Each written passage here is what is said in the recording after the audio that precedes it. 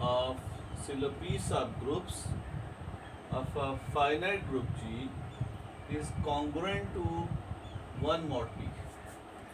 That is, K is congruent to 1 mod P and is a factor of the order of G. Okay. Okay, this theorem gives you number of Sylow P subgroups. You know, there is a natural question. Uh, can you find the number of P subgroups? As we have learned in our Sylow's first theorem, that if a prime P divides the order of a group, finite group G, then G has a Sylow P subgroup. G has at least one Sylow P subgroup. Now, second question was, if there are more than one Sylow P subgroups, is there any relation between them? Yes, Sylow's second theorem says that they are conjugate to each other. I mean to say, they are isomorphic to each other. And thirdly, can you find the number of Sylow P subgroups? Yes, the answer is in fact the Sylow's third theorem, and in Sylow's third theorem we have the number of Sylow P. Say this is K. K is the number of Sylow P subgroups. And what is this? Number one, K should be the divisor of the order of G. K should be the divisor of the order of G. And secondly, K is congruent to 1 mod P. If you know a little number theory, I can tell you, we say that A is congruent to B mod P if and only if P divide A minus B. You know, P divide A minus B. And if you know, if P divide A minus P, this means that there exists some integer G such that A minus B is equal to Pt. So, if and only if A minus B is equal to Pt, where T belongs to Z, and from here, if and only if A is equal to B plus Pt. Okay. So, this is the definition of congruence relation, you know very well. We say that A is congruent to B modulo P, where P is a prime number, or P is any number, any modulo, right? We say that P divide A minus B. We say that A is congruent to B if and only if P divide A minus B, right?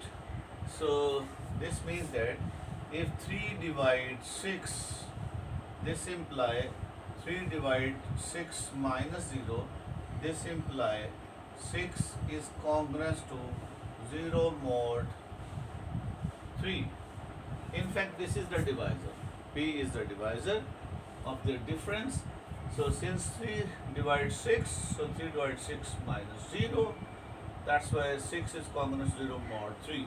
Also, 3 divide 18 minus 6, so this implies you can write 18 is congruent to 6 modulo 3.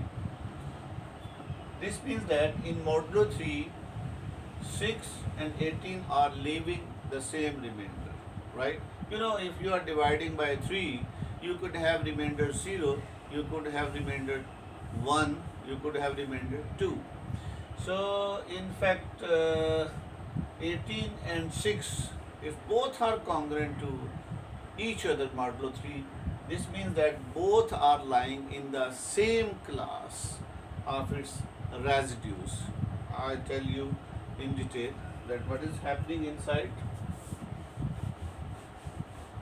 You know, if your divisor, if m is equal to 3, then possible remainders could be 0, 1, 2. This means that there are 3 possible classes of integers which are incongruent to each other, a class of all those integers which leave remainder 0, class of all those integers which leave remainder 1, and class of all those integers which leave remainder 2, right? So what is this class? Of course 0. If you divide 0 by 3, then you are getting 0 as a remainder, right? So 0, then 3, then 6, then 8, and so on. Here minus 3 is leaving. If you divide minus 3 by 3, you are getting 0 as remainder. So minus 6, minus 9, sorry, this is 9, and so on. We call this class as 0 class. Similarly 1 class, 1. If you divide 1 by 3, you will get 1 as the remainder. So class of all those integers which are leaving remainder 1 is the 1 class. The 1, then 4, then 7, 11, and so on. This is 1 class. Here minus 2, minus 5, this is minus 10, and so on. If you divide minus 10 by 3, this is minus 3, this is minus 9 plus 1. So class minus 3 is leaving remainder 1 when you are dividing by 3. So that's why all those integers which are leaving remainder 1 when they are dividing by 3, right? And then 2 class, here 2, of course 2 is the member of this class.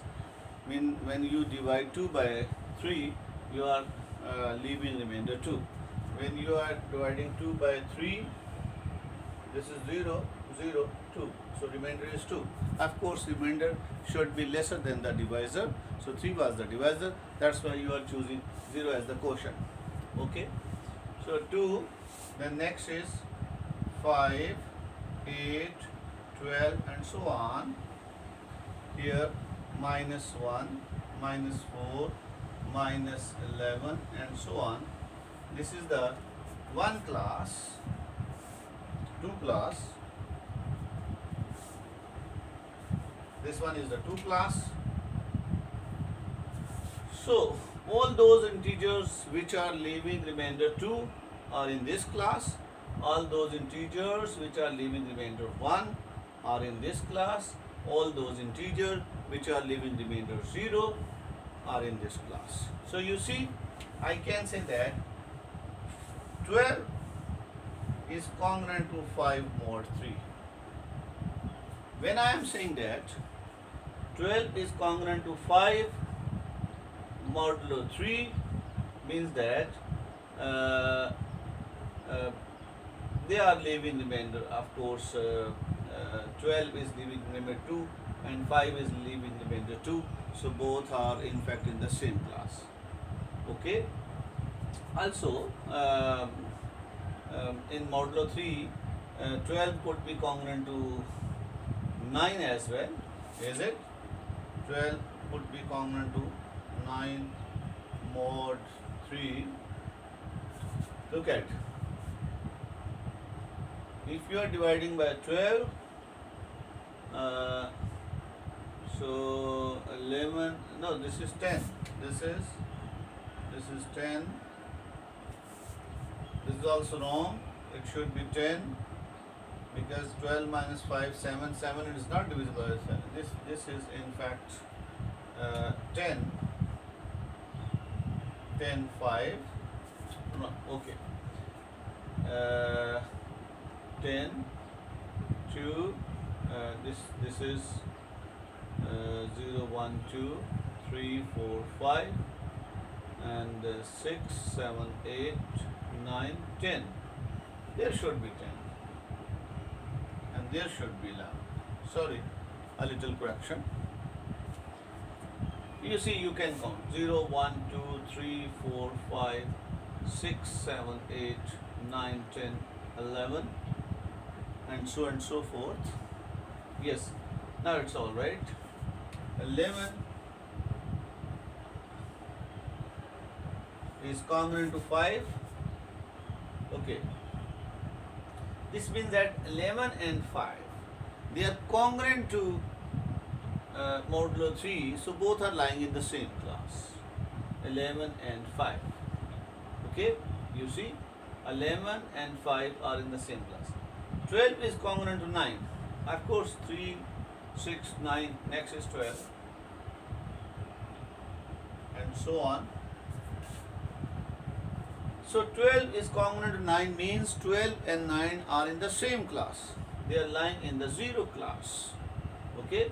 Similarly, so in this way, with the help of divisibility, you can have a partition of set of integers, because congruence relation is also an equivalence relation, and whenever you define an equivalence relation on a set, that relation must defines a partition of the ground set. So since we are defining congruence relation on set of integers, so this relation also defines a partition of G. So that partition is a partition of Z. So this has only 3 classes, 0, 1, 2, 3, 0, 1, 2. Also you can see that if you have the union of these 3 classes, you will get the set of integers. Look at 0, 1, 2, 3, 4, 5, 6, 7, 8, 9, 10, 11, 12, 13, 14. Similarly, minus 1, minus 2, minus 3, minus 4, minus 5, minus 6, minus 6. Then of course, here should be minus 8, minus 8, here should be minus 7, minus 4, then minus 3. So after then minus 12, and after then minus 11, and so on. After then minus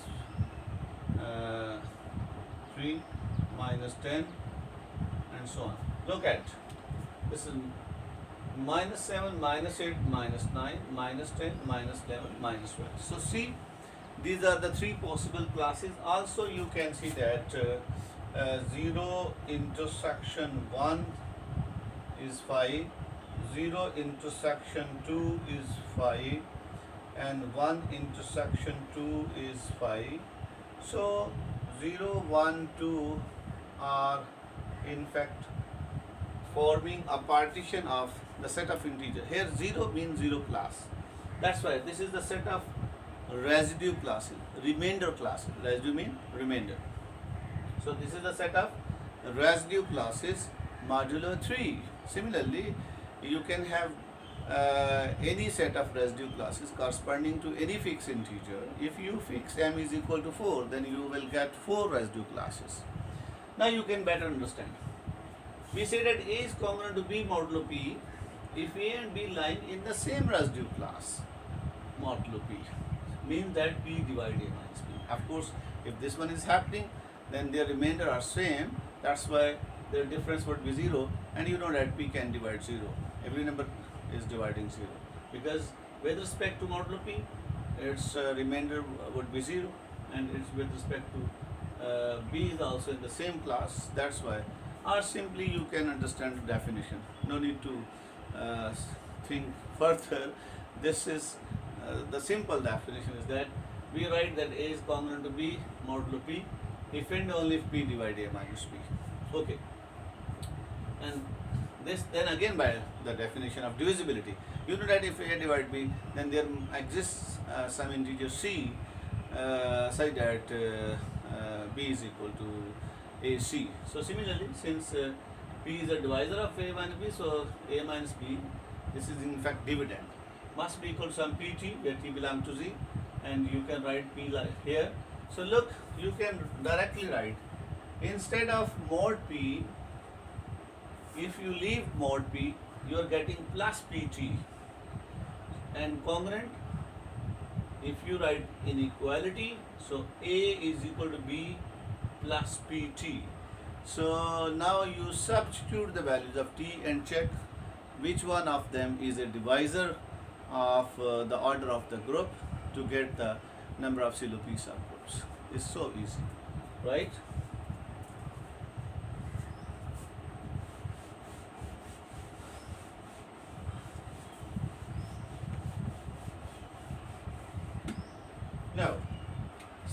for S3, order of S3 is 6.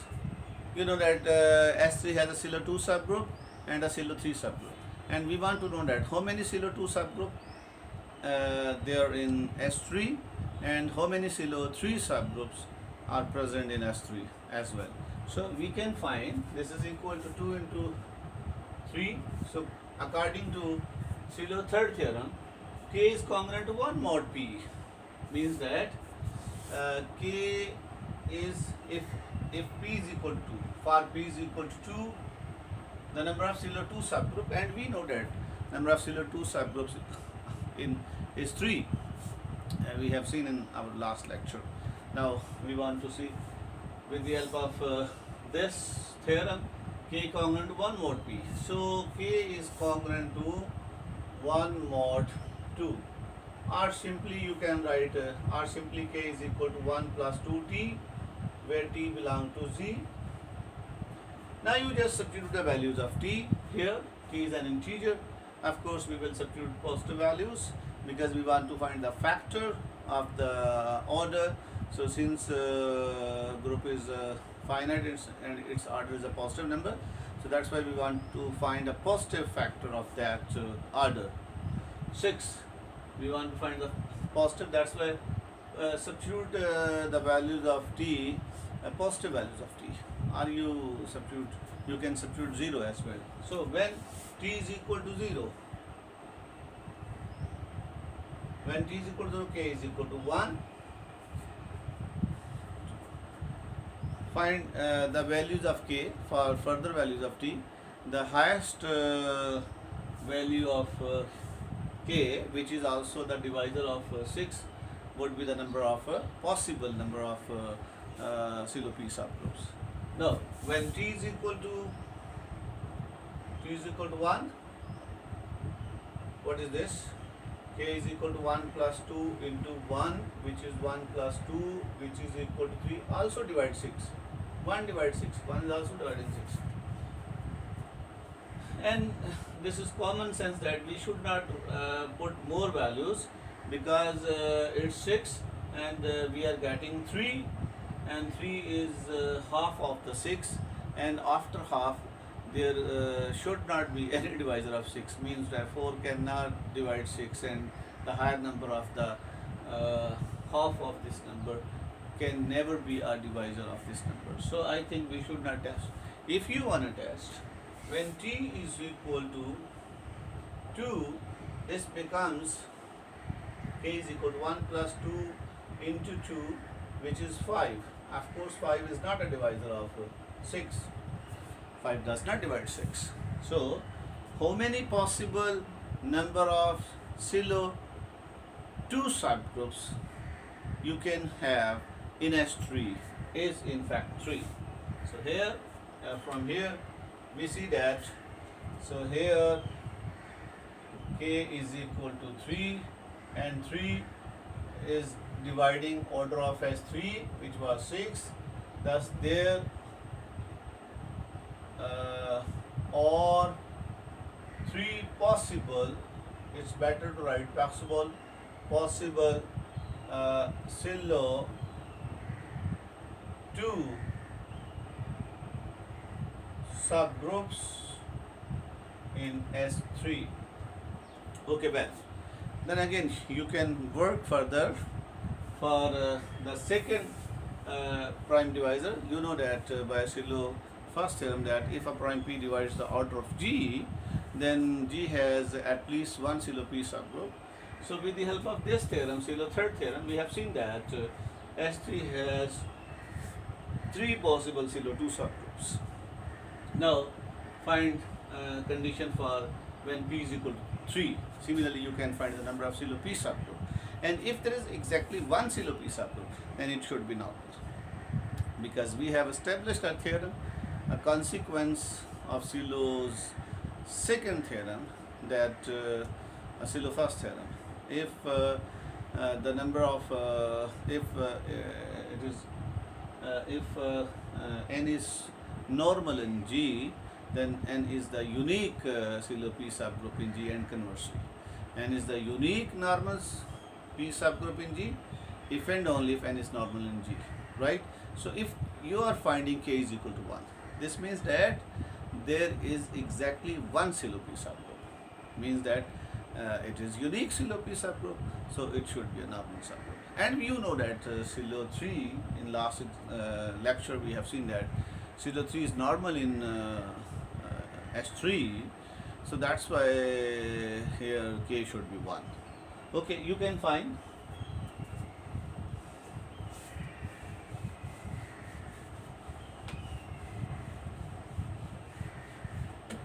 now for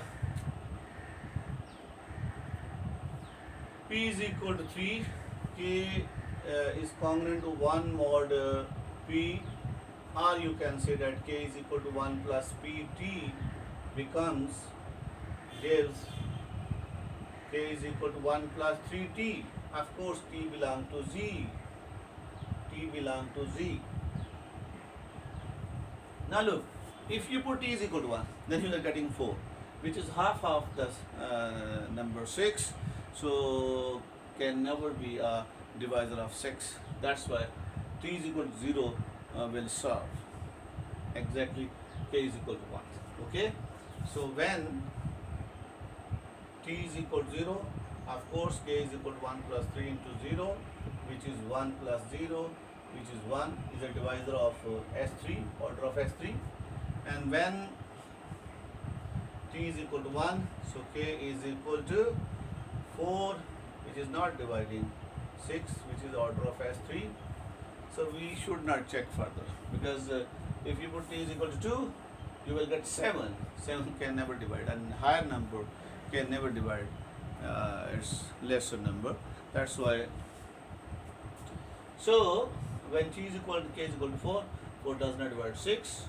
So here k is equal to 1. This means that there is exactly one possible Sylow 3 subgroup in S3. Thus, if it is, then it should be normal, right? So since k is equal to 1, so there is exactly one possible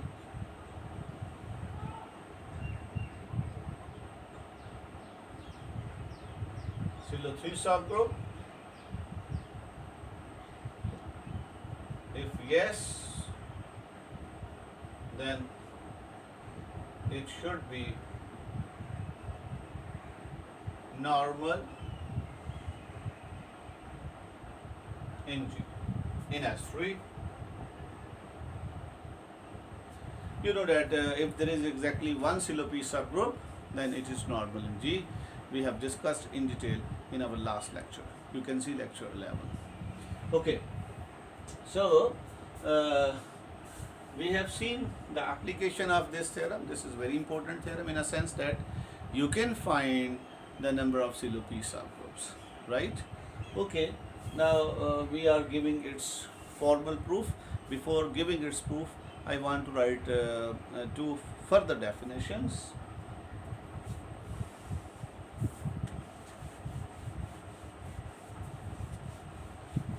Similarly, if G is a group of order, if order of G is equal to 24, that is 2 power 3 into 3, 24. And of course, when k is equal to 1 plus 2t, for p is equal to 2, you know k is writing, instead of writing k congruent 1 mod 2, you can directly write k is equal to 1 plus 2t. Of course, t belongs to Z. Putting the values, when k is equal to 0, 3, yes, it's 1 is solving. When k is equal to 1, 1 plus 2, that is 3, is also a divisor of 24. So further is not dividing 24, because this is always an odd number. So there is exactly one odd divisor, which is 3 itself. So of course, for t is equal to 1, k is equal to 3, and 3 divide order of t. Okay. this is common sense that 1 plus 2t is an odd number, and there is exactly one odd divisor which is 3. So the possible value could be 3 anyhow if it satisfies the formula. So after putting t is equal to 1, you are getting k is equal to 3. This means that there are 3 possible Sylow 2 subgroups. Similarly, for p is equal to 3, k is equal to 1 plus 3t. Yes, it's an even number. Okay, so you substitute the values. So you see, if I substitute the values, you will get k is equal to 1 when t is equal to 0, and then 1 plus 3, k is equal to 4 when t is equal to 1, and then when t is equal to 6, 7, this is 7 for t is equal to, oh yes, some values have odd number as well. Okay, you can check by trial method. You substitute again and again to get the divisors of 24. Okay, then when 4, 4, 12, 13, so and so on. You see, 4 is the only highest number which is dividing the order of G. So here k is equal to 4, and 4 is dividing the order of G, which was 24. Thus there are 4 possible Sylow 3 subgroups in a group of order 24. There are possible 4 Sylow 3 subgroups in a group of order 24. Okay, now you can better understand the idea. Again, read the statement. The number k of Sylow P subgroup. Here we are saying that k is the number of Sylow P subgroups of a finite group G is congruent to 1 mod, means k is equal to 1 plus pt, and secondly, and is a factor of the order of G. So we need to show 2 things. One, k, the number of Sylow P subgroup, is a divisor of the order of G, and secondly, you have to show that k is congruent to 1 modulo p, that is k is equal to 1 plus pt, right? Okay, now before giving the proof, I want to write 2 more definitions.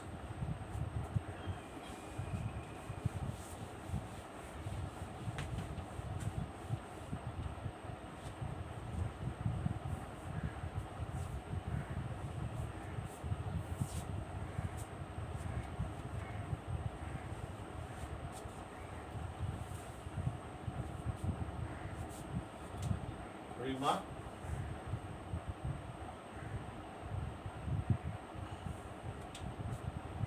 A conjugacy class of a subgroup H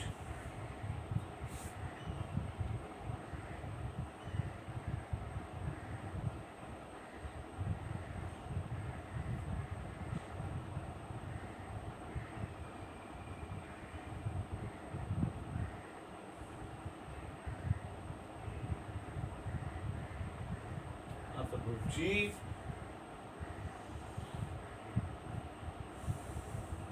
is the collection of all subgroups of G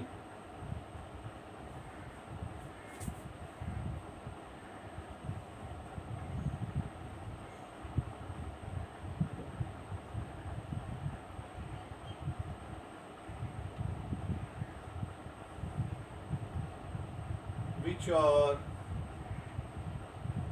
conjugate to H. Okay. What do you mean by a conjugacy class of a subgroup H? This means that collection of all those subgroups of G which are conjugate to H. What I am saying, that the conjugacy class of H. Here, first we were finding the conjugacy classes of elements. Now we can find on the similar lines the conjugacy classes of subgroups. So we are defining that if H is a subgroup, then the conjugacy class of H is in fact the number of all subgroups of G which are conjugate to H.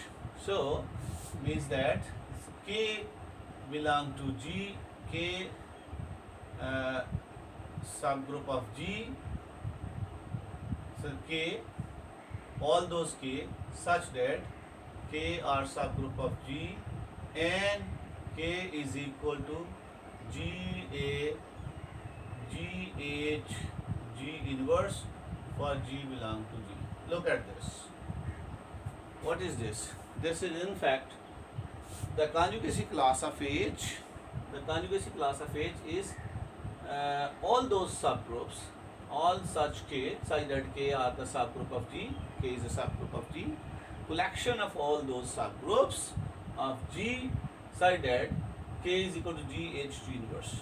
Means that all those subgroups which are conjugate to H, collection of all those subgroups of G which are conjugate to H is in fact the conjugacy class of H. Look at the remark. A conjugacy class of a subgroup H of a group G is the collection of all subgroups of G which are conjugate to H. Now definition is very much clear. Okay. Look at S3. In S3, you know, there were three subgroups. H1, this was EB, and H2 was EAB, and third H3 you have assumed EA square B, and these all are Sylow 2 subgroups, and with the help of Sylow second theorem we have seen that all these three are conjugate to each other. So means to say that the conjugacy class H1 is in fact containing all these three subgroups. So the conjugacy class of H1 is in fact containing H1, H2, H3. So these are the three subgroups. You see, this is the conjugacy class of H1. So conjugacy class of H1 is in fact all these three subgroups, because all these three subgroups are conjugate to each other. With the help of Sylow second theorem you have shown that these are conjugate to each other.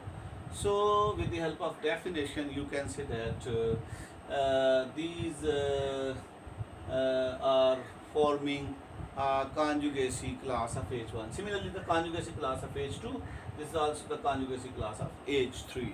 This is also equal to the conjugacy class of H2,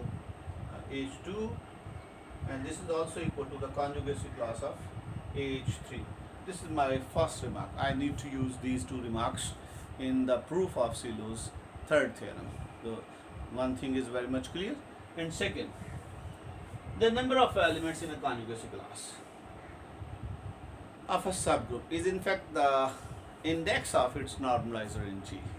Secondly, this was the first remark, and second remark, the number of elements in a conjugacy class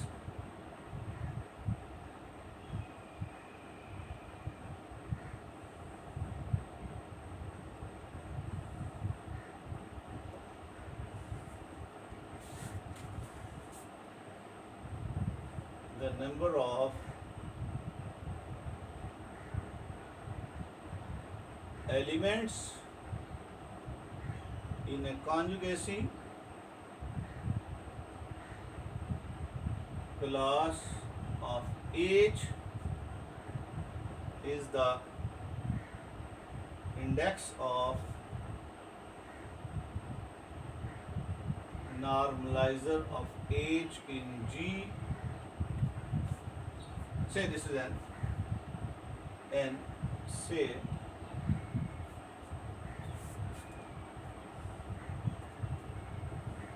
this is index of normalizer in G.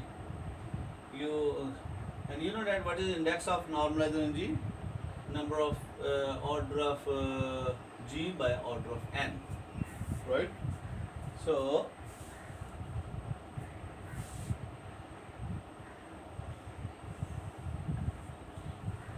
index of the normalizer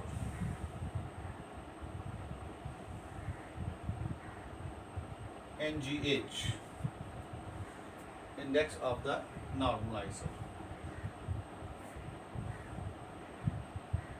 Index of the normalizer. The number of elements in a conjugacy class of H is the index of normalizer, right?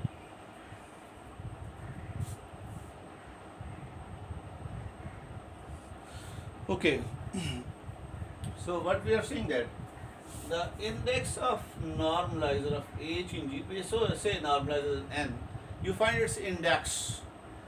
So index of normalizer is in fact the number of conjugate subgroups to your given group H. So can you find the number of conjugate subgroups?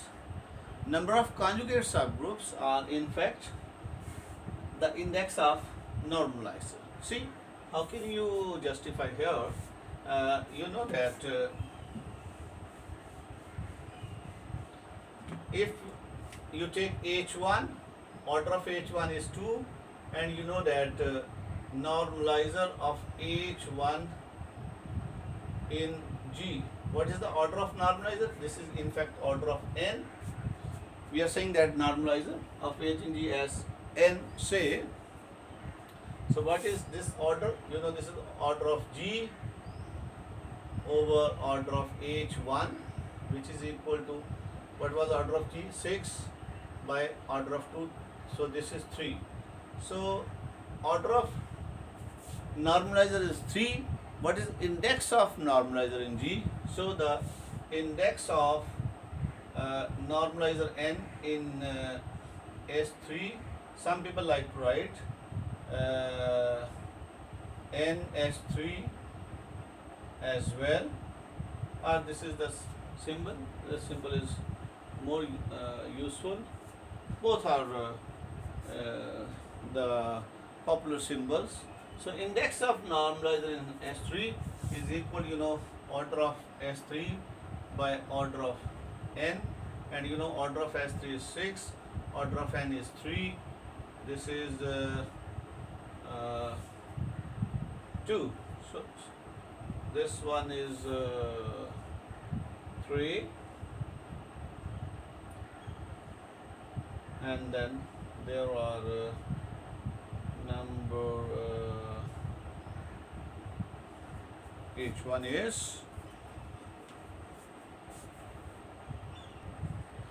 okay. This is no, this is not the way. In fact, okay, the number of elements in a conjugacy class of H is the index of normalizer in N. And you know that if you normalizer is a subgroup, normalizer is a subgroup of G. So if you take H1, then normalizer of H1 in G is H1. This was the mistake that I was committing the mistake. Okay.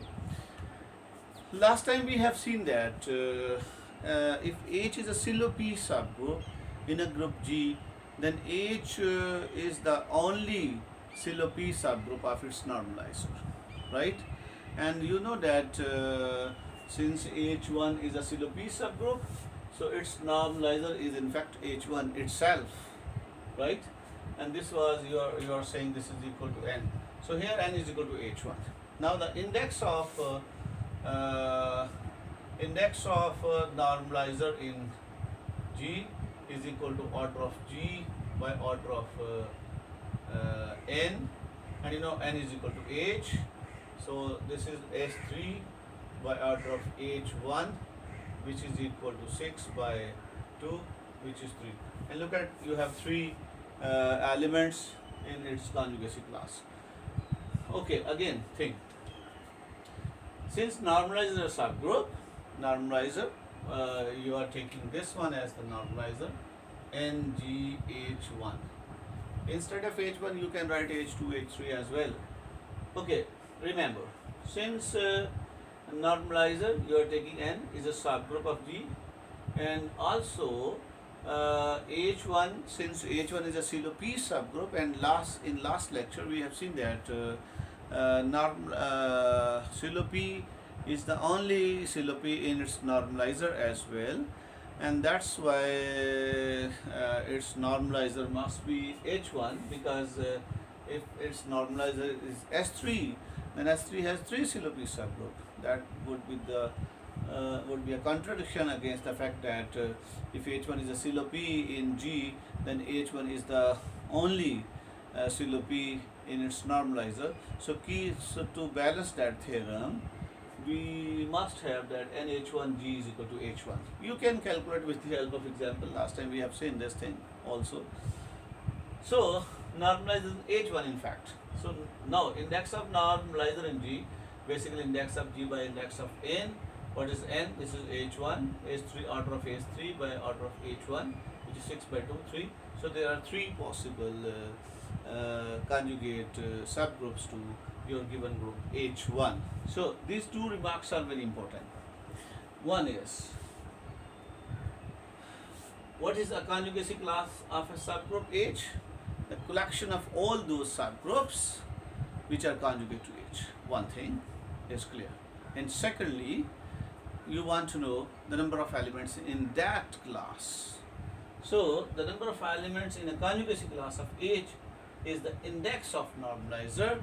You find you have H, your group, you find its normalizer, and then you find the index of the normalizer. You will get the number of distinct conjugate subgroups, which are in fact the collection are forming a conjugacy class for your given group H1. This would be the index. Okay, because in this theorem we need to know by Sylow's second theorem, any 2 Sylow subgroups are conjugate to each other. So to find the number of Sylow subgroup is in fact we will find the number of conjugate subgroups to a given Sylow subgroup. You may assume that H is a Sylow subgroup. Then in fact you need to know the number of all those conjugate subgroups with respect to your given Sylow subgroup.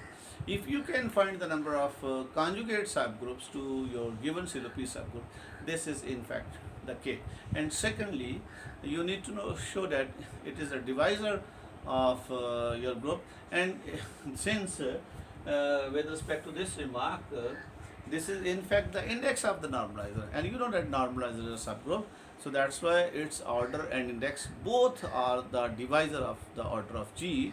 That's why this part is trivially true, that K is the factor of the order of G.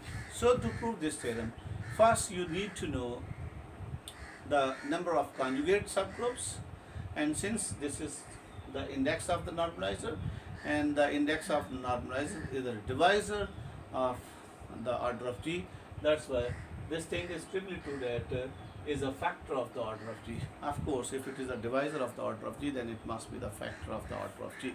This will prove our theorem. Now we will write this proof formally.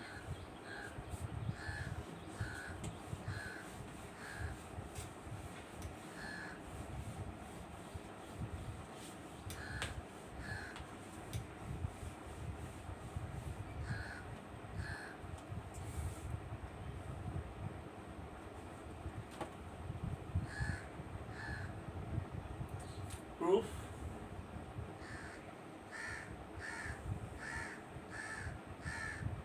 let H be a Sylow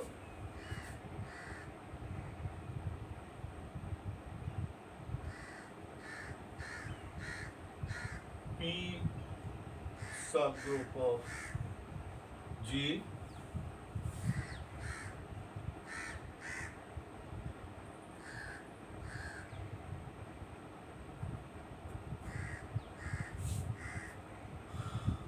where order of G is equal to n. Say, to keep this finite, of course, since we want to keep G as a finite group, so yes, you can assume that order of G is equal to n, right?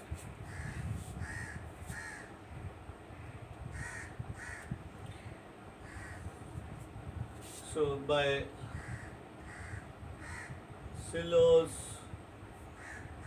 second theorem, any two Sylow P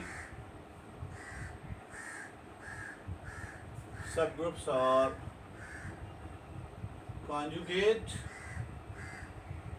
to each other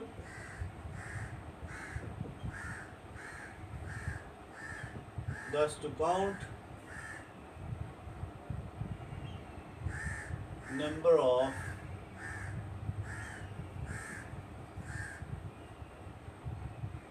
Sylow P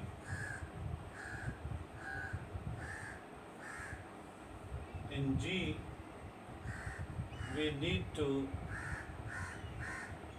count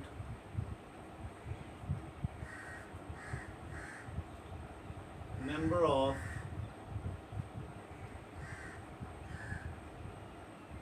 subgroups in G which are conjugate to H. Okay, I am just rewriting the remark in terms of our theorem, right? Let H be a Sylow P subgroup of a group G where you have supposed that out of G is N, and by Sylow's second theorem, you know that any two Sylow P subgroups are conjugate to each other. Thus to count the number of Sylow P subgroup is in fact the counting of number of subgroups in G which are conjugate to H, right? Okay.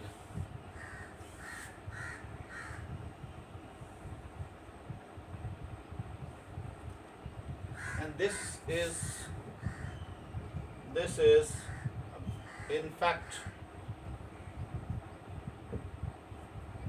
the index of normalizer of H in G, which is equal to N, say. Okay, this is our second remark I am writing.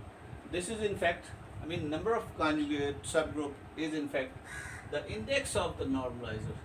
This is your Sylow P subgroup. You find its normalizer, say this is N, and then find its index. Index is in fact the number of conjugate subgroups to your given Sylow P subgroup, which was H. Okay. Right. So assume